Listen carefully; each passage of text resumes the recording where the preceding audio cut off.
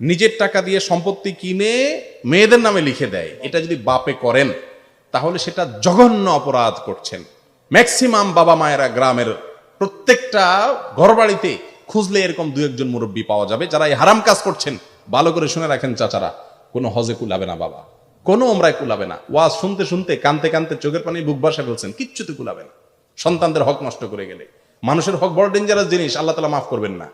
আল্লাহর হিসাব, নামাজ, রোজা এগুলো পরে, এগুলো আল্লাহ চাইলে ছেড়ে দিতে পারেন, কিন্তু বান্দার হক আল্লাহ ছাড়বেন না। এই জন্য অনেক মা বাবা জমি ছেলের নামে কিনা দেয়, মেয়ের নামে কিনা দেয়, জায়েজ নাই। আপনার যতগুলো ওয়ারিস আছে সবাইকে শরীয়ত যেভাবে বলেছে সে হারে বন্টন করে দিতে হবে। চুপচাপে একজনকে কিনে দিবেন, এটা কি নাই, জায়েজ নাই, হারাম। বোনদের সম্পত্তি না দিলে গুনাহ হবে কিনা? শুধু গুনাহ হবে না, প্রচন্ড রকমের গুরুজ মারা হবে। গুরুজ বুঝেন তো? বোনদের সম্পত্তি দিয়ে দিবেন।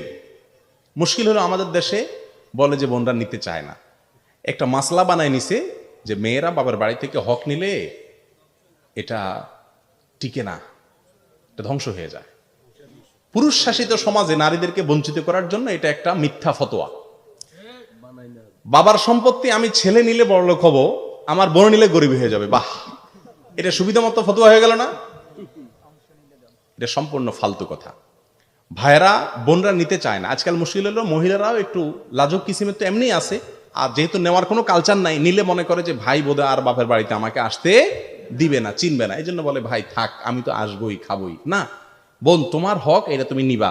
এটা নেওয়ার পরেও কি আমাদের ভাই বোনের সম্পর্ক কি ছিন্ন হবে নাকি? এটা কি ছিন্ন হওয়ার জিনিস? সারা জীবন তুমি আসবে, আমি যাব, ঠিক না ভাই? ঠিক। সৎ সাহস করবেন ভাইরা, করবেন তো ইনশাআল্লাহ।